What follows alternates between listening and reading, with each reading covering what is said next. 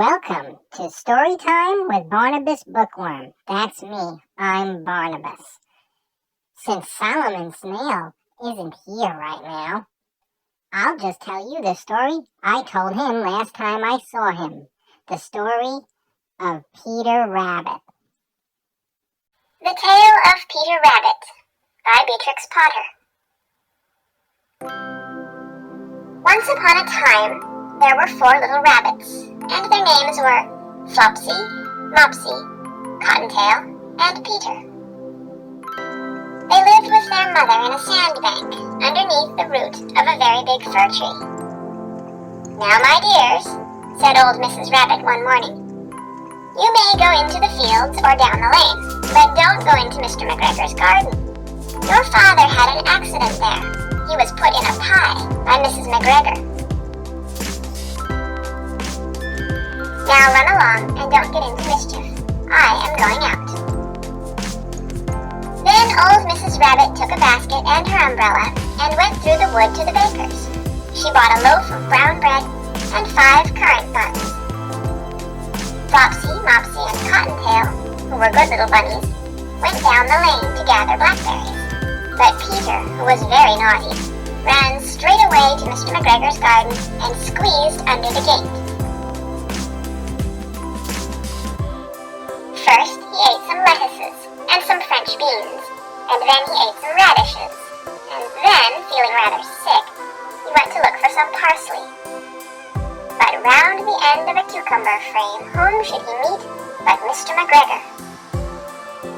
Mr. McGregor was on his hands and knees planting out young cabbages, but he jumped up and ran after Peter, waving a rake and calling out, "Stop thief!"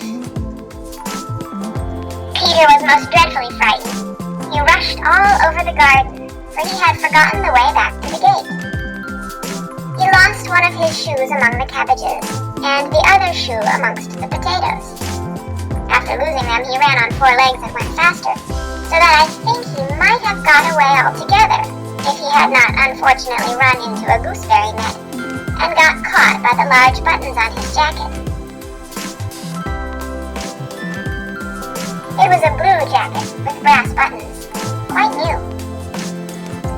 Peter gave himself up for lost and shed big tears, but his sobs were overheard by some friendly sparrows, who flew to him in great excitement and implored him to exert himself. Mr. McGregor came up with a sieve, which he intended to pop upon the top of Peter, but Peter wriggled out just in time, leaving his jacket behind him, and rushed into the tool shed and jumped into a can. It would have been a beautiful thing to hide in, if it had not had so much water in it.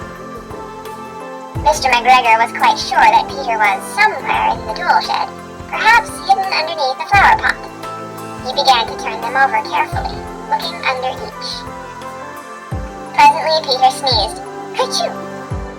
Mr. McGregor was after him in no time, and tried to put his foot upon Peter, who jumped out of a window, upsetting 3 plants. The window was too small for Mr. McGregor, and he was tired of running after Peter. He went back to his work.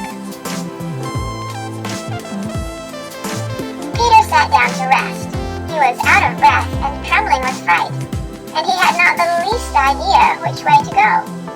Also, he was very damp with sitting in that can. After a time, he began to wander about, going lippity-lippity, not very fast, and looking all around. He found a door in a wall, but it was locked, and there was no room for a fat little rabbit to squeeze underneath.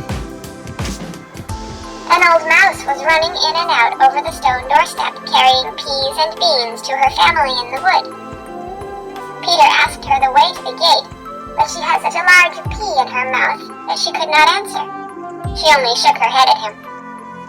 Peter began to cry. Then he tried to find his way straight across the garden, but he became more and more puzzled. Presently he came to a pond where Mr. McGregor filled his water cans. A white cat was staring at some goldfish. She sat very, very still, but now and then the tip of her tail twitched, as if it were alive. Peter thought it best to go away without speaking to her. He had heard about cats from his cousin, little Benjamin Bunny. He went back towards the tool shed, but suddenly, quite close to him, he heard the noise of a hoe. Scritch, scratch, scratch, scritch.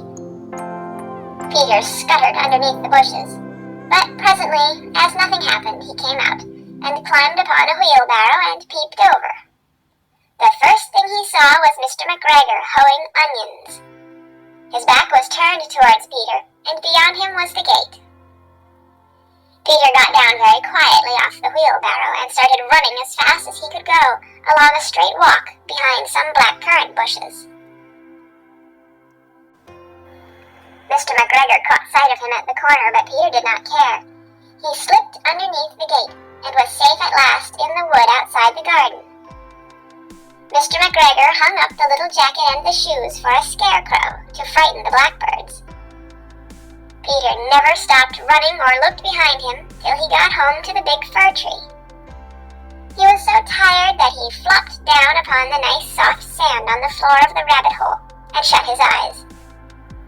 His mother was busy cooking. She wondered what he had done with his clothes. It was the second little jacket and pair of shoes that Peter had lost in a fortnight. I am sorry to say that Peter was not very well during the evening. His mother put him to bed and made some chamomile tea, as she gave a dose of it to Peter. 1 tablespoonful to be taken at bedtime. But Flopsy, Mopsy, and Cottontail had bread and milk and blackberries for supper. The end of Peter Rabbit.